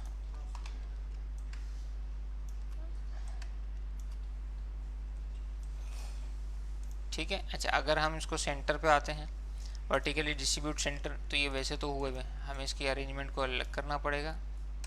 अब ये सेंटर के हिसाब से हो गए,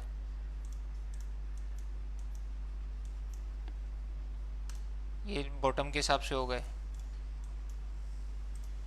ये लेफ्ट के हिसाब से, यानी सबसे लेफ्ट और सबसे राइट। अब इन तीन पर काम करेगा।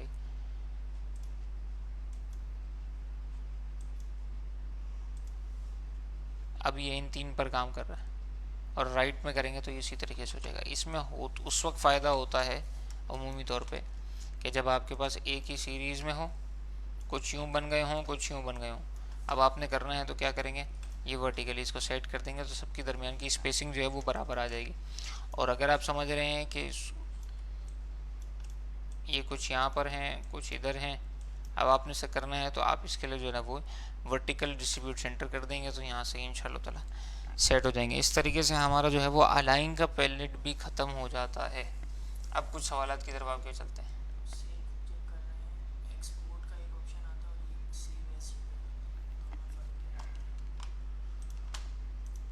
सेव एज में जेपे कहाँ रहा है, जिस भाई ने भी सवाल किया है कि भाई सेव एज में एक जेपेग आता है और एक एक्सपोर्ट में जेपेग आता है, तो इलस्ट्रेटर के इन्वायरमेंट के तहत तो भाई सिर्फ एक्सपोर्ट में जेपेग आता है, सेव एज में तो नहीं आता। अगर फोटोशॉप का पूछ रहे हैं तो आगे ना भागे, इंशाल्लाह ताला वो भी बताएंगे, ठीक है। इसके अलावा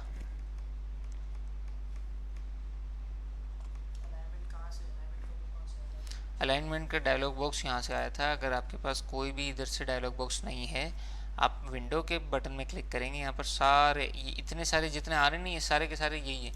लेयर्स भी यहीं से खुलेंगी, आपको इन्फो पैलेट चाहिए वो भी यहीं से खुलेगा, आपको कलर का पैलेट चाहिए वो भी यहीं से खुलेगा, सब यहीं से खुलेगा। आप यहाँ से अलाइन के पैलेट पे क्लिक करें, अलाइन का पैलेट खुल जाएगा। उसके बाद इसमें आप इसको काम कर लें। सेम पाथ फाइंडर भी अगर आपको नहीं मिल रहा तो पाथ फाइंडर पे क्लिक करें और फिर आपको मिल जाएगा। अमूमी तौर पे हर ऑप्शंस में जो है ना वो आपके पास ये एक तो ये अलग से डायलॉग बॉक्स भी आ जाता है। दूसरा, अगर आपके पास यहाँ पर यहाँ से आप चेक कर लिया करें कि कुछ कमांड पे कुछ पैनल्स ऐसे होते हैं कि जिसके ऑप्शंस कम शो कर रहा होता है। इनिशियल शो ऑप्शन पे क्लिक करेंगे तो ये मज़ीद आपको शो कर देगा, तो आपको प्रैक्टिस में आपको काम करने में और आसानी हो जाएगी। जब ऑब्जेक्ट लॉक होता है तो फिर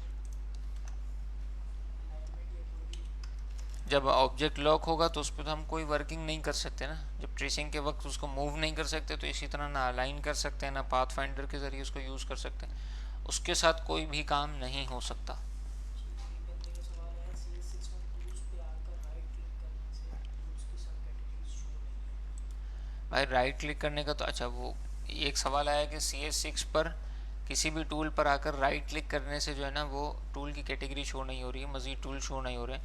तो राइट क्लिक करने का किसी ने नहीं कहा है, आप सिर्फ इसी टूल के ऊपर आकर क्लिक करें। जो आपका लेफ़्ट क्लिक है नीचे स्क्रीन पर भी आपको दे रहा होगा, सिर्फ आप उसको प्रेस करके रखें, होल्ड प्रेस करके रखें, आपको बाकी बहुत सारे टूल्स जो है ना वो खुलकर सामने आ जाएंगे। क्लिक एंड होल्ड, ये आपके पास सारे टूल खुलकर सामने आ जाएंगे। टेक्स्ट पर ग्रेडियंट अप्लाई करना है, ठीक है, कर लेते हैं। पहले पाथ फाइंडर जिसको सीखना है वो थोड़ा सा दोबारा वीडियो को पीछे आकर देख ले। और पाथ फाइंडर और अलाइन टूल जो है ना वो सबसे अच्छा मशवरा ये कि आप खुद इसको इम्प्लीमेंट करके देखेंगे तो ज़्यादा बेहतर आपको समझ आएगा। टेक्स्ट पे ग्रेडियंट कैसे अप्लाई होगा ये आप लोग के लिए जो है ना वो छोड़ देते हैं,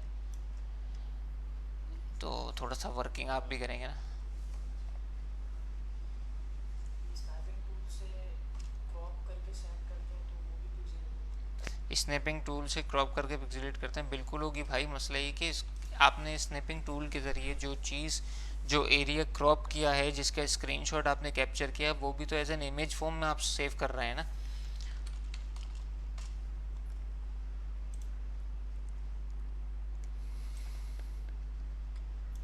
इतने एरिया को मैंने लिया, अब जब मैं इसको सॉरी इतने से एरिया को मैंने जब लिया, जब इसको सेव करेंगे हम तो सेव में भी तो ये हमसे इमेज फॉर्म ही पूछ रहा है ना, तो इस वजह से तो वो लेगा बिल्कुल इमेज को रास्टर करेगा और पिक्सेलेट भी होगा।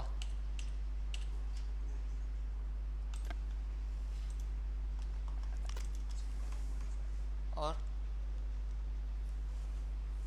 शो मोर ऑप्शंस का दोबारा बता देंगे। आप किसी भी पैलेट में जाएंगे ना, यहाँ पे चेक कर लीजिएगा ऑप्शंस में आते नहीं आते। इधर से हाइड ऑप्शन आ रहा है, शो कर दीजिएगा, मज़ीद आपको ऑप्शंस मिल जाएंगे कि आप करना क्या है। अच्छा, ये यहाँ पर जो है ना ये स्वॉचेस होते हैं, ये प्री डिफाइंड कलर्स होते हैं। अगर आप चाह रहे हैं कि किसी भी पैलेट को पकड़ के कोई कलर चेंज कर लें तो ये प्री डिफाइंड कलर्स होते हैं, इसको आप इजीली चेंज कर सकते हैं, ठीक है।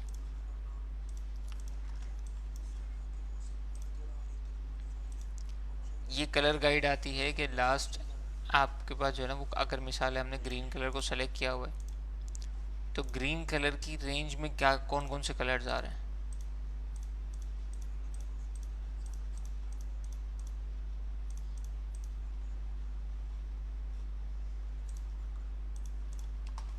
ठीक है, ये कलर गाइड भी बता दिया आपको, कलर्स भी बता दिया आपको, स्वॉचेस भी बता दिया, और यहाँ से कलर गैम्यूट बता दिया, RGB CMYK के और ग्रे स्केल मोड बता दिया। इसके अलावा हमारे पास एक और आज का टूल है जो सीखना है, वो है ब्लेंड टूल।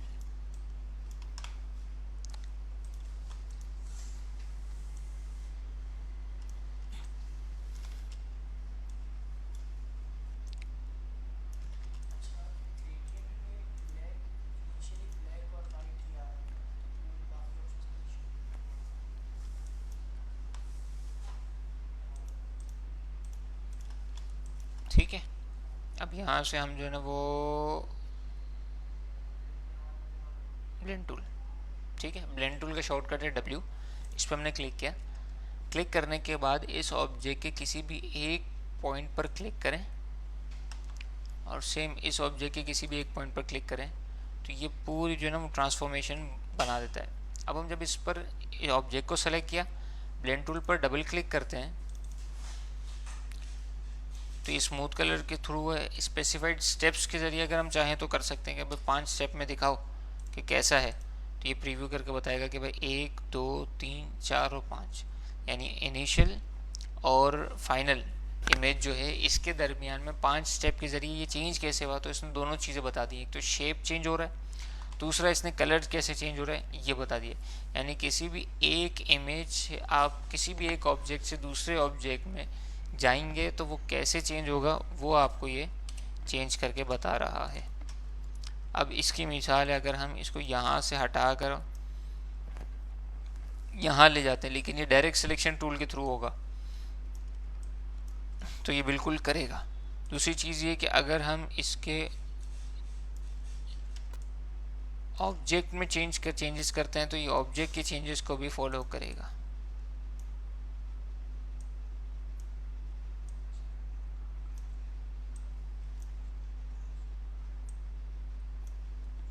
सारे इमेजेस को भी फॉलो करेगा, ठीक है। ब्लेंड टूल पर डबल क्लिक, ऑब्जेक्ट सेलेक्ट हो आपका, ब्लेंड टूल पर डबल क्लिक करें, आपके पास स्मूथ कलर का ऑप्शन आ जाएगा। इसमें दो ये ऑप्शन हो जाते हैं कि अलाइन टू पेज और अलाइन टू पाथ। ये डिफरेंट ऑप्शन जब आप यूज़ कर रहे होंगे तो उस वक्त आपको समझ में आएगा। इसके बाद स्पेसिफाइड स्टेप्स में आप चाहो तो खुद अपने हिसाब से स्टेप्स लिख सकते हैं, वो आपको प्रीव्यू करके बता देगा। इसके बाद जो है वो तीसरा स्पेसिफाइड डिस्टेंस, तो इसमें 0.06 इंचेस है। अगर मैं कहता हूँ कि भाई 1 इंच के हिसाब से आप करो तो ये 1 इंच के हिसाब से भी सेट कर कर आपको दे सकता है। तो इस तरीके से आप ब्लेंड ऑप्शन के थ्रू ये काम कर सकते हैं। मज़ीद कोई सवालत हैं? अच्छा, ये एक सवाल आ रहा है, क्रॉप कैसे करेंगे? किसको क्रॉप करना है? ये नहीं पता। भाई क्रॉप कैसे करेंगे ये सवाल आ रहा है, तो किस चीज़ को क्रॉप करना है मुझे तो नहीं समझ आ रहा। इलस्ट्रेटर में क्रॉप का ऑप्शन बताएंगे अभी आप। क्रॉप इलस्ट्रेटर में क्रॉप कहाँ होता है? वो उस तरह दूसरा ऑप्शन होता है, वो इंशाल्लाह ताला बिल्कुल आपको बताया जाएगा, उसका मसला नहीं है। फर्स्ट असाइनमेंट में वुडन टेक्सचर, फर्स्ट असाइनमेंट में वुडन टेक्सचर जो आया था वो आपको यही कहा गया था कि आप टेक्सचर पर फोकस नहीं कीजिएगा, टेक्सचर को छोड़ दीजिएगा, सिर्फ प्लेन कलर फिल कर दीजिएगा। टेक्सचर का जब आएगा क्या कि जब क्लास आएगी शेड्यूल तो फिर इंशाल्लाह ताला वो भी बता दिया जाएगा, ठीक है। कोई इमेज बनाकर दिखाएं टूल से, कोई इमेज बनाकर दिखाएं टूल से, कौन से टूल से? बनाकर हम दिखा दें कौन से टूल से? ये जो पढ़ा है। ये इतने सारे ऑप्शन जो पढ़ा है इससे कोई एक इमेज बना के दिखाएं, तो अगर मैं सब बना के दिखा दूंगा तो आप लोग फिर असाइनमेंट में क्या करोगे यार? प्री डिफाइंड कलर प्रिंट में यूज़ हो जाएंगे। कौन से प्री डिफाइंड कलर्स? आपने प्री डिफाइंड कलर यूज़ किया था स्विचेस। ब्लेंड टूल दोबारा बता रहा हूँ। देखें यहाँ पे जो प्री डिफाइंड कलर्स होते हैं ना, इसमें वही चेक करना पड़ेगा कि आया आपके पास जो इमेज है, आपने जो कलर सेलेक्ट किया है वो कलर गेम मोड में आता है या नहीं आता, वो RGB मोड में आता है या नहीं आता, उसके बाद ही इसका कोई वो हम कर सकेंगे कि ये देखें ये CMY के येलो दे रहा है, ये CMY के रेड दे रहा है। तो जो चीज़ CMY के ऑप्शन में है वो CMY के में अगर ऑप्शन में है तो फिर वो बिल्कुल प्रिंट में यूज़ होगी और उससे प्रिंटिंग भी पॉसिबल है, कोई इशू नहीं है। स्विचेस को यूज़ क्यों करते हैं? स्वॉचेस जो है ना ये पहले से प्री डिफाइंड कलर्स रेडीमेड होते हैं, आपको अगर इसमें से कोई फ़ौरन सेलेक्ट करना है तो आप इजीली सेलेक्ट कर सकते हैं, वरना आपको फिल के ऑप्शन में जाके आपको जो है ना वो पूरे एक को सेलेक्ट करना पड़ेगा और उसके बाद आपको करना पड़ेगा।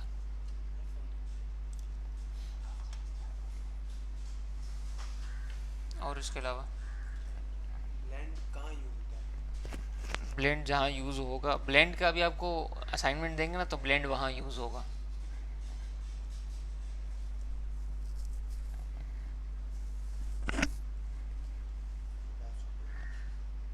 ब्लेंड टूल दोबारा बताओ।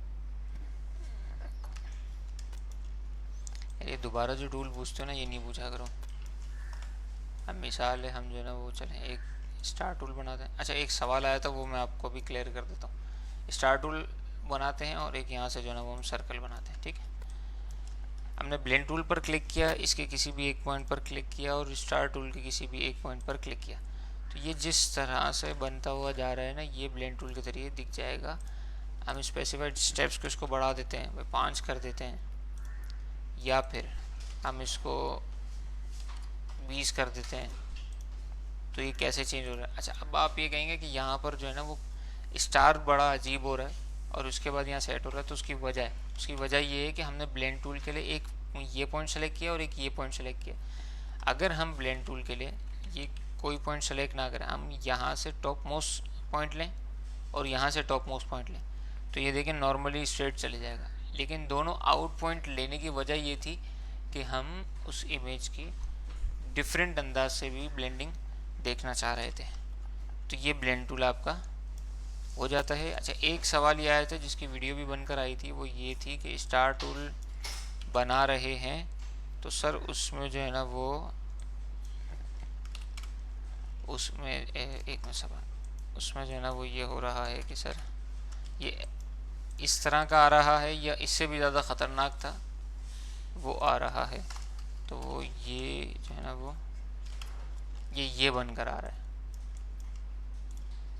सर हम बना रहे हैं ना तो ऐसा आ रहा है, तो ऐसा जो है ना वो इसके लिए आ रहा है कि आपसे गलती से ये सेटिंग चेंज हो गई होगी कि आप स्टार में जाएंगे। स्टार में जाने के बाद आप अपने इधर आर्ट बोर्ड पर क्लिक करें, ये डायलॉग बॉक्स खुल कर आ जाएगा। यहाँ से आप अपने रेडियस की सेटिंग कर लें एक बार, इंशाल्लाह ताला फिर आपको परेशानी नहीं होगी। यहाँ से आप चाहो तो अपने तौर पर अलग से भी रेडियस को सेट कर सकते हो, 2 inch by 1 inch by 8 points. तो ये अपने तौर पे इस तरह से भी आप स्पेसिफाइड ऑब्जेक्ट्स बना सकते हैं। ये जो ऑप्शन आ रहा था ये जो ऑप्शन था ये फोटोशॉप, इलस्ट्रेटर और कोरल में क्या फ़र्क है। फोटोशॉप आपको बताया था रास्टर सॉफ्टवेयर है, इलस्ट्रेटर आपको बताया था वेक्टर सॉफ्टवेयर है, कोरल ड्रॉ भी वेक्टर सॉफ्टवेयर है लेकिन आउटडेटेड यानी पुराना सॉफ्टवेयर हो गया, बहुत पुराना हो गया। आप ये कह सकते हो सामने से कि सर CS6 भी तो पुराना है, तो भाई बिल्कुल पुराना है लेकिन वो है एक ही फैमिली का, उसमें एनहेंसमेंट हो सकती है। कोरल ड्रॉ जो है ना उसकी एनहेंसमेंट 2012 और 2014 आई थी लास्ट, उसके बाद मैंने नहीं देखी। बच्चा पूछ रहा है कि 2 एंकर पॉइंट्स के बाद थर्ड वाला जब देते हैं तो कंटिन्यूटी ख़राब हो रही है, तो ब्रेक करना बड़ा मुश्किल हो रहा है, उसको क्या कहेंगे आप ब्लेंड टूल के बारे में।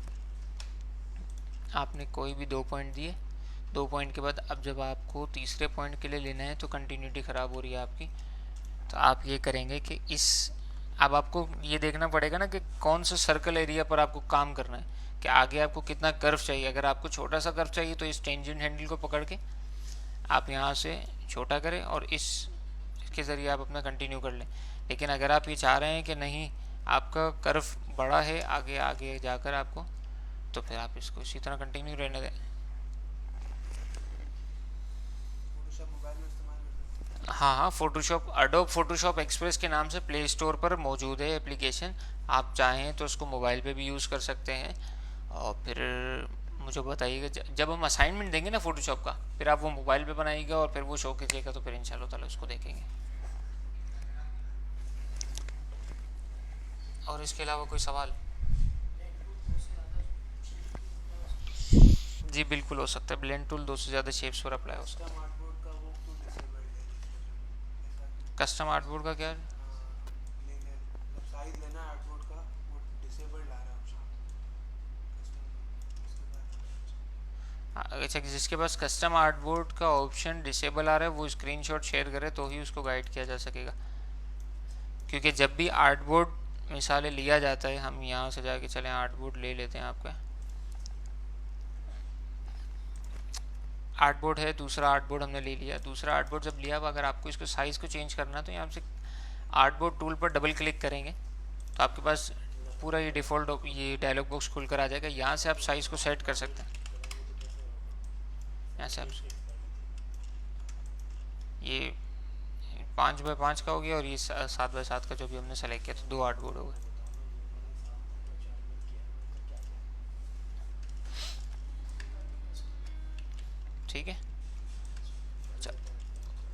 उर्दू टाइपिंग कैसे होगी? उर्दू टाइपिंग के लिए इन पेज पढ़ाएंगे ना आपको, फिर उसमें सीख लीजिएगा। अच्छा वो clock last assignment class assignment दिया था उसमें वो इम्पोज इफेक्ट बता इफेक्ट कहाँ पे इम्पोज अच्छा, असाइनमेंट की असाइनमेंट अपने इसमें असाइनमेंट कॉपी है? इम्पोज का इफेक्ट सीधे है कि सर्कल हाफ कट काट के लगाया था डार्क कलर वाला अच्छा अच्छा अच्छा अच्छा अच्छा, ये वाला क्लास। करके बता रहा नहीं नहीं, यहाँ पे यूएसबी में होगा ना। नॉर्मल सर्कल बना के दिखा दिया ना मैंने नहीं, अपने पेन टूल जो वो इमेज सामने हो तो वो अच्छा हो जाएगा। डेस्कटॉप पे फोल्डर है डेस्कटॉप पे किस नाम से फोल्डर है? असाइनमेंट्स के बाद और क्लास 2 असाइनमेंट नंबर 6 आ रही है तो। क्लास 2 ये लास्ट इसका डेस्कटॉप पे क्लास 2 अच्छा, फोल्डर ये रखा था नहीं यूएसबी में होगा डाउनलोड की थी ना हाँ डाउनलोड किया था ना असाइनमेंट। ये रहा असाइनमेंट। अच्छा, इसमें एम्बोज इफेक्ट कैसे आएगा? तो इसमें एम्बोज इफेक्ट कुछ भी नहीं है इसमें। सबसे पहले तो आपने ये बना लिया ऊपर का सिंगल इमेज। चलो आपको बना के दिखा देते हैं यार।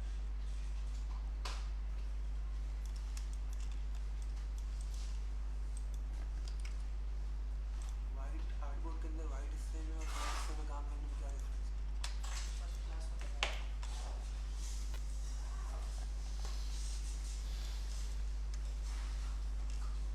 पेन टूल में स्मूथनेस कैसे आएगी हाँ पेन टूल में स्मूथनेस काम करते करते आएगी।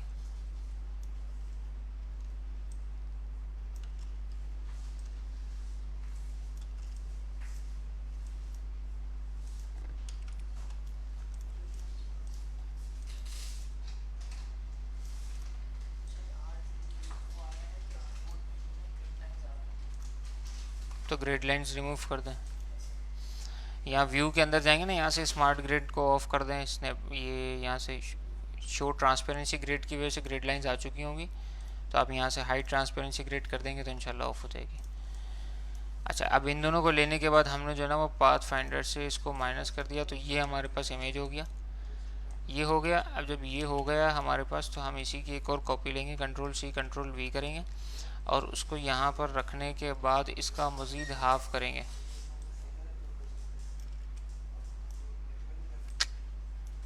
मना किया था ये क्लियर कर दिया मैंने, मना किया था। अब तो बंद कर दिया फॉर्म और क्या, अब इन दोनों को पकड़ के यहाँ से हमने बंद कर दिया ना असाइनमेंट सबमिट अब नेक्स्ट असाइनमेंट की बात करते हैं ये क्लियर कर देंगे नेक्स्ट में भी सब एक में करेंगे कर देते हैं।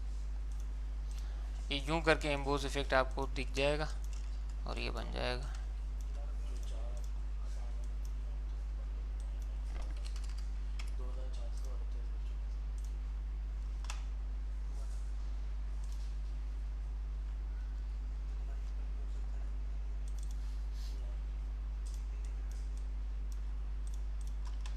ठीक है, ये एम्बोज इफेक्ट जिस तरह का आप चाह रहे थे वो यहाँ पर सेलेक्ट हो गया है। हमारे साथ अली भाई ने भी ज्वाइन कर लिया है, सर अली मुग़ल। बड़ी मशहूर शख्सियत हैं, आपने सबसे पहली क्लास से इनसे सुनते आ रहे हैं। तो ये भी आ चुके हैं। तो ये वैसे मौजूद थे, सिलानी में काम कर रहे थे अपना, ये अभी इस क्लासरूम में आ गए हैं।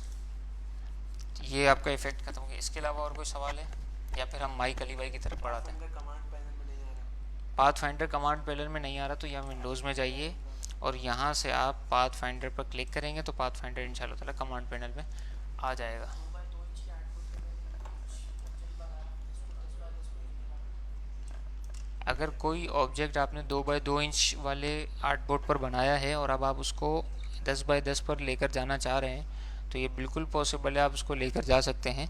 होगा ये कि आपने 2x2 इंच वाले को लेकर जब बड़े करेंगे तो उसको साइज़ इंक्रीज़ कीजिएगा स्केल के ज़रिए, बिल्कुल हो जाएगा, मसला नहीं है। लेकिन उस सूरत में स्ट्रोक की जो विड्थ है ना वो कम हो जाएगी अगर आपने स्ट्रोक यूज़ किया हुआ है तो।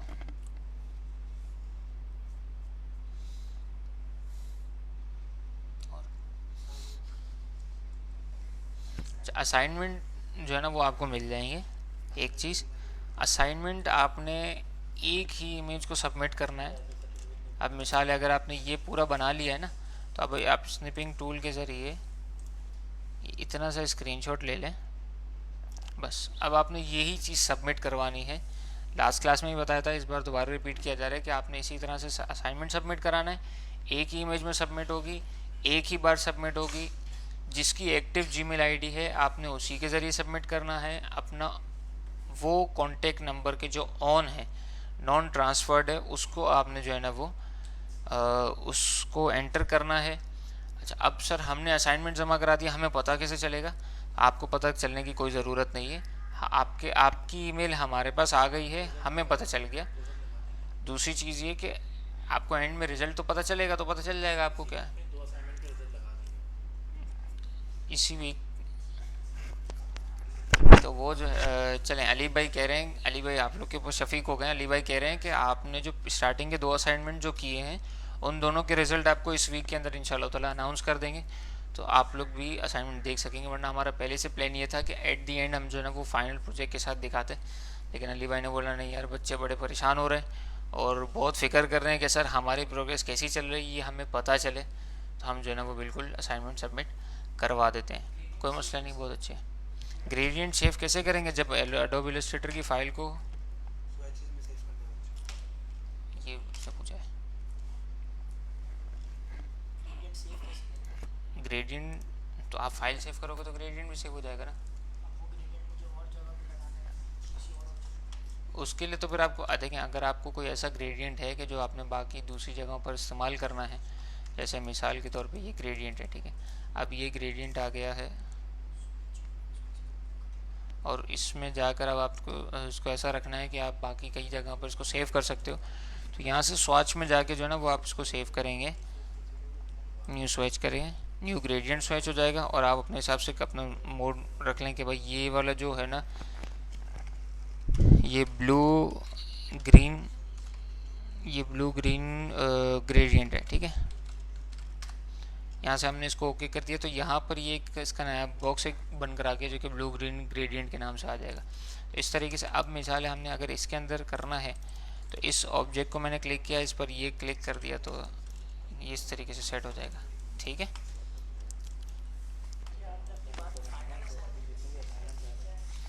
फाइनल असाइनमेंट का जिक्र मैंने किया था अपनी बात में। फाइनल असाइनमेंट का जब टाइम आएगा तो आपको इंशाल्लाह ताला बता दिया जाएगा। उस पर सर्टिफिकेशन आपकी वो करेगी, बेस करेगी। और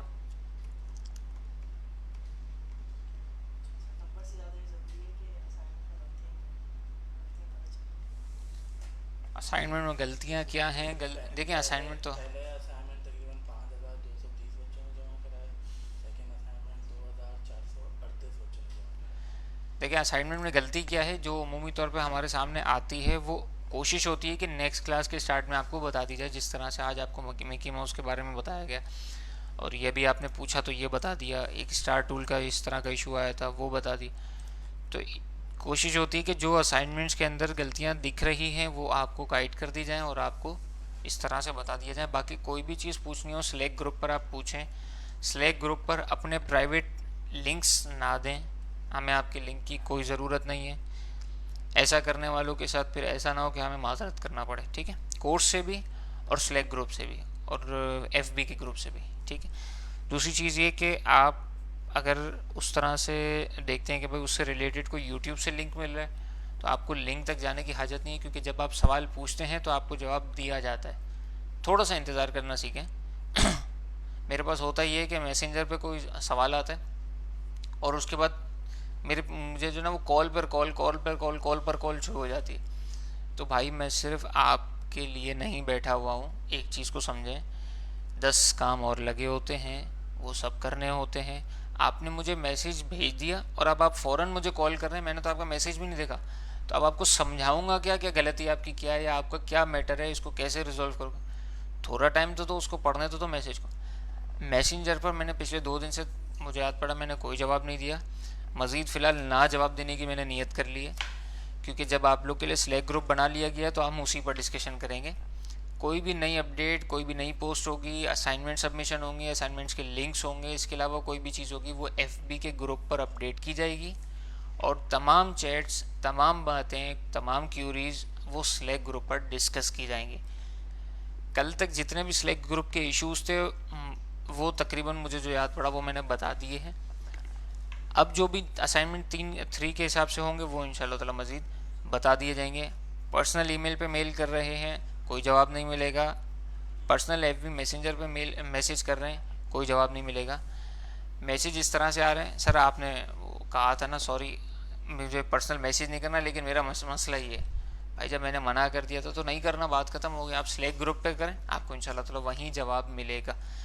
मेरी तरफ से जवाब नहीं मिलता, सर जीशान की तरफ से जवाब नहीं मिलता, फैज़ान की तरफ से जवाब नहीं मिलता, किसी स्टाफ की तरफ से जवाब नहीं मिलता, तो आपके साथ आपके दीगर स्टूडेंट्स, क्लासमेट्स मौजूद हैं कि जो आपको गाइड करने को तैयार हैं और वो कर रहे हैं गाइड। तो एक ने जब जवाब दे दिया है तो अब मेरे जवाब देने की क्या ज़रूरत है। अब ऐसा भी आता है पर्सनल पे कि सर आपने इसका तो मुझे जवाब ही नहीं दिया। तो भाई आपके क्लासमेट ने आपको पहले जवाब दे दिया है और वो क्लियर है। आप उमूमी तौर पर स्लैक ग्रुप पर देखेंगे तो उसमें कई थ्रेड्स ऐसे हैं कि जिसके अंदर क्लासमेट ने जवाब दिया और मैंने रिपीट जवाब दिया है। मैंने रिपीट इसीलिए जवाब दिया कि वो शायद क्लियर ना हो, लेकिन जहाँ जवाब ओके है, क्लियर है, तो अब मुझे दोबारा देने की क्या ज़रूरत है भाई। तो वहाँ पर जवाब उसी वक्त दिया जाएगा जहाँ पर ज़रूरत होगी।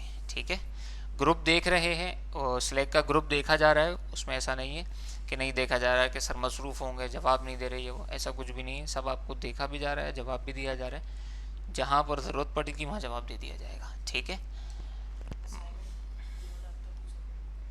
अब तक जिन्होंने असाइनमेंट सबमिट नहीं करवाया उनका रिजल्ट में नाम नहीं आएगा, सिंपल। और जिन्होंने मुझसे ये कहा कि सर वो गलती से हमारा सबमिट का बटन दब गया, हमने इमेज अपलोड नहीं करी, या सर हमने एक असाइनमेंट जमा करा दिए बाकी 2-3 के वो नहीं जमा करा सके, तो जो नहीं जमा करा सके उनका तो कुछ भी नहीं हो सकता, वो नहीं जमा करा सके। ठीक है,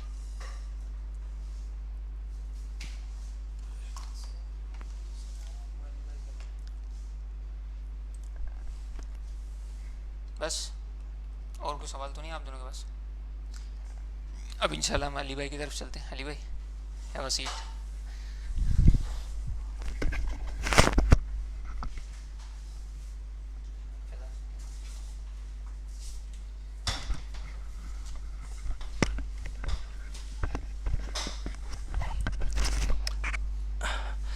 अच्छा जी, तो